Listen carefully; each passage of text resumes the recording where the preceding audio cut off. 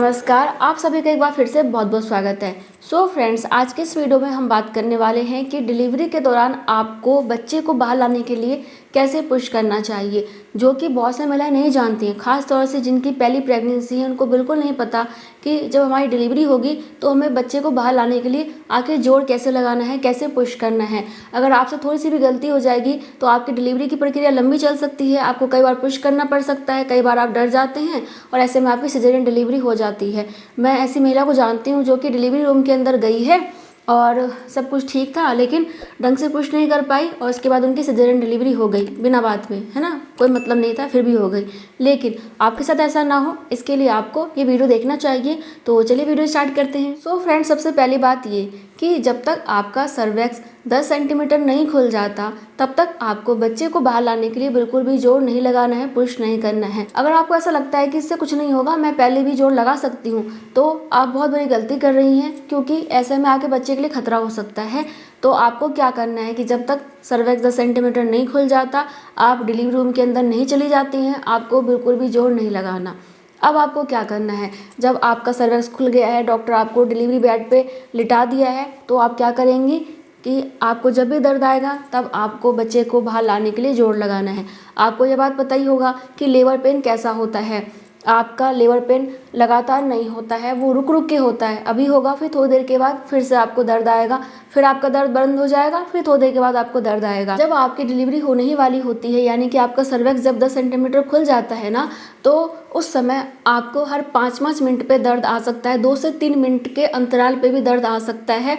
और यह दर्द आपका 90 सेकंड से लेकर 60 सेकंड रह सकता है। किसी को 60 सेकंड रहता है, 1 मिनट तक, किसी को 1.5 मिनट से ज़्यादा भी रहता है। तो इसी बीच आपको बच्चे को बाहर लाने के लिए जोर लगाना पड़ता है, पुश करना पड़ता है। जब आपको दर्द आता है, कॉन्ट्रैक्शन आता है, जिसे कि हम संकुचन बोलते हैं, वो आता है। दर्द नहीं है, आराम से लेटे रहें। दर्द आता है, फिर जोर लगाइए। दर्द नहीं है, रिलैक्स हो जाइए। दर्द आता है, जोर लगाओ। यही तरीका होता है सही। अब आपको डॉक्टर भी यही समझाएंगे, तो डॉक्टर से एक बार पूछ लीजिएगा, ठीक है। वैसे आपको डॉक्टर बताएंगे ही, फिर भी आप पूछ लेना, आपका मन करे तो। अब आपको बच्चे को बाहर लाने के लिए कैसे जोर लगाना चाहिए, तो सबसे पहले अपने जांघ को, अपने बॉडी को ढीला छोड़ दीजिए बिल्कुल।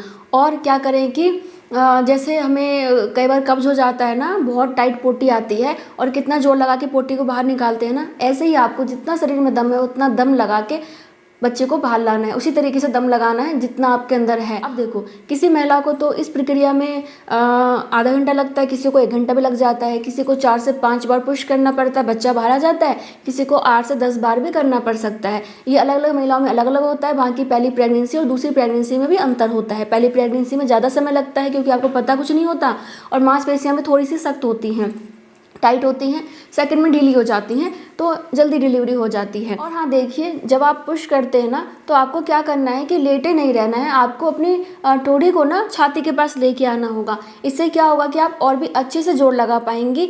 इसके अलावा आप नीचे देख पाओगे तो समझ पाओगे कि आपको और कितना समय लग जाएगा और आपको कितनी बार जोर लगाना चाहिए, ठीक है। तो ये इंपॉर्टेंट होता है। अगर आप ऐसा कर लेंगे तो आपको और ज़्यादा फ़ायदा मिलेगा बच्चे को बाहर लाने में। बाकी तो आपके डॉक्टर आपको बताएंगे ही। और हाँ देखो जी, कई बार ऐसा होता है कि अगर आपको एनीमा नहीं दिया गया है, तो ऐसे में कई बार आपकी पोटी और सूसू बाहर निकल जाती है बच्चे को बाहर लाते समय। तो ऐसे में आपको घबराना नहीं है, शर्म नहीं करना कि अरे ये क्या हो गया और आपका दिमाग भटक जाए। आपको केवल बच्चे को बाहर लाने पे जोर लगाना है, तो केवल अपने उसी चीज़ पर ध्यान दीजिए। जब भी दर्द आता है जोर लगाइए और थोड़ा थोड़ा करके आपका बच्चा बाहर आएगा। और पोटी सूसू निकल गया तो टेंशन मत लो, आपके लिए नई बात है, लेकिन डॉक्टर के लिए नई बात नहीं है। जो भी स्टाफ है उनके लिए नई बात नहीं है, उनके लिए डेली का काम है, तो उसमें आपको ध्यान नहीं देना, ठीक है। और इसके अलावा देखो, बहुत समय महिलाएं ना परेशान होकर डर के मारे कई बार गलती कर देती हैं। ऐसे में सिजेरियन डिलीवरी हो जाती है, डॉक्टर उसी टाइम ही सिजेरियन डिलीवरी कर देंगी, क्योंकि ऐसे में आपके लिए और आपके बच्चे दोनों के लिए खतरा हो जाता है। तो थोड़ा ध्यान से, थोड़ा धैर्य बना के और थोड़ा समझ के कि कैसे करना है, उसके बाद ही जोर लगाइए। अब देखो जी, कई बार ऐसा होता है कि जब आप जोर लगाते हैं ना, तो गला सूख जाता है। तो ऐसे में आप चाहें तो डॉक्टर से पूछ के हल्का सा पानी पी सकते हैं। हल्का मतलब थोड़ा सा पानी पी सकते हैं, जूस पी सकते हैं। इससे एनर्जी आ जाएगी और आप नेक्स्ट टाइम थोड़ा और अच्छे से जोर लगा पाएंगी। और आप ये भी करें कि अगर आप एक ही पोजीशन में जोर लगा लगा के थक गए हैं, तो आप अपना पोजीशन भी चेंज कर सकते हैं। डिलीवरी के बहुत सारे पोजीशन होते हैं, तो डॉक्टर बोल रही हैं तो ठीक है, नहीं बोल रही हैं और आपका मन कर रहा है कि मैं किसी और पोजीशन में पुश करूँ, बच्चे को बाहर निकालूँ, तो आप ये भी अपने डॉक्टर से पूछ के कर सकती हैं, अगर डॉक्टर अलाउ करती हैं तो। इसके बाद आपको क्या करना है कि मान लो आप थक गए हैं काफ़ी ज़्यादा और टाइम हो गया है, तो आप चाहें तो करवट से थोड़ी देर के लिए लेट सकते हैं। जब भी आपको दर्द आता है जोर लगाओ, दर्द नहीं आ रहा है तो आराम से लेट के करवट हो जाइए, तो इससे आपको थोड़ा सा आराम मिल जाएगा।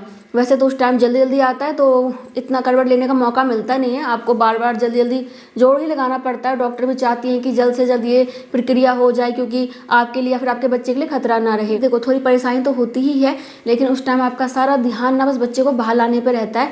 तो आपको दर्द हो रहा है नहीं हो रहा है कुछ फ़र्क नहीं पड़ता, बस ये रहता है कि बेबी बाहर आ जाए। कि मेरा खुद का एक्सपीरियंस है इसलिए बता रही हूँ, और सभी का ऐसा ही होता होगा, दर्द होता है लेकिन दिमाग में से बच्चा ही चल रहा होता है। तो बस वही है, और अपने डॉक्टर पे भरोसा रखें, खुद पे भरोसा रखें, और जैसा वो कहते हैं उस हिसाब से चले। बाकी तो मैंने आपको बहुत सारी चीज़ें बता दी हैं, तो बस यही है। और मैं मिलूंगी नेक्स्ट वीडियो में, तब तक के लिए bye bye, thank you so much, नमस्ते।